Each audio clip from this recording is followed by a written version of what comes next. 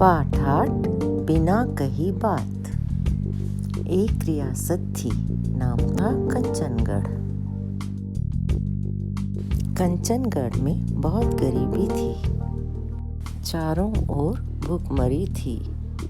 कंचनगढ़ के राजा कंचन देव अपनी रियासत की ऐसी हालत को देखकर बहुत दुखी थे।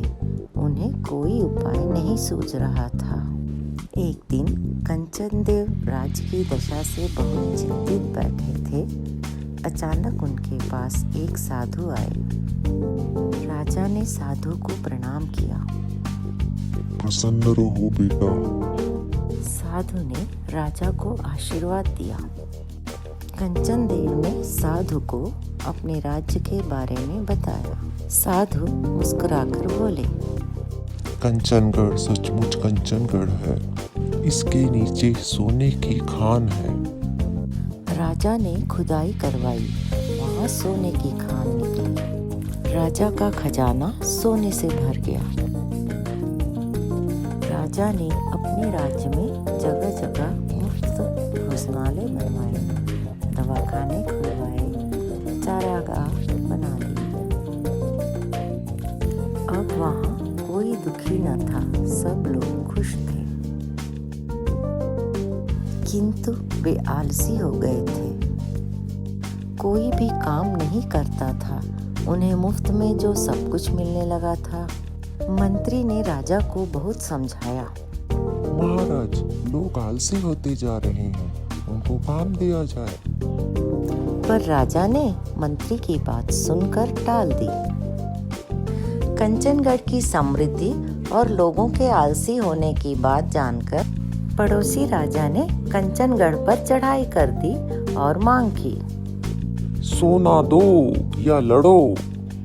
कंचनगढ़ के आलसी लोगों ने कहा, बहुत सोना है, कुछ दे दीजिए। बेकार में खून क्यों बहाया जाए। राजा ने लोगों की बात मान ली और सोना दे दिया। यह देख मंत्री को बहुत दुख हुआ। वह एक दिन कंचन देव को नगर से पूर्व की ओर घुमाने ले गया। कंचन देव ने देखा मैदान में दूर तक दाने बिखरे हैं। काफी कबूतर वहां दाना चुग रहे हैं और थोड़ी दूरी पर कुछ कबूतर मरे पड़े हैं।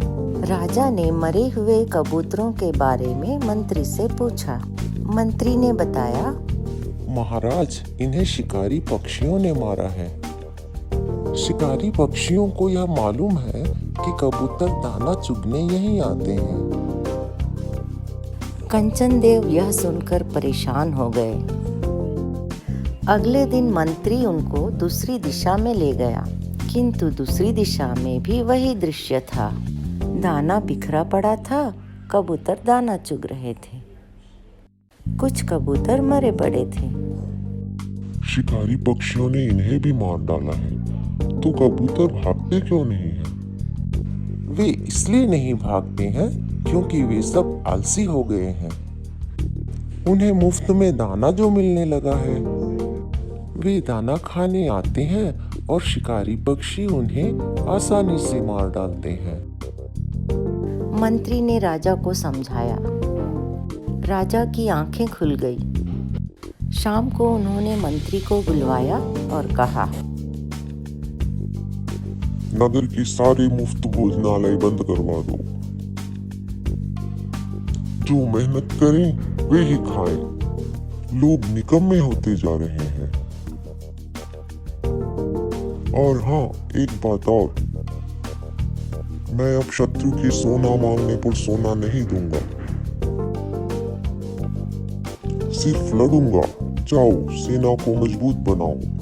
मंत्री राजा की बात सुनकर बहुत खुश हुआ और बोला, महाराज, मैं तो बहुत दिनों से यही बात कहना चाहता था, लेकिन आपके क्रोध के डर से मैं चुप रहा।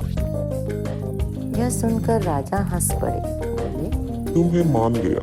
तुम बिना कहे भी अपनी बात खूब कहना जानते हो।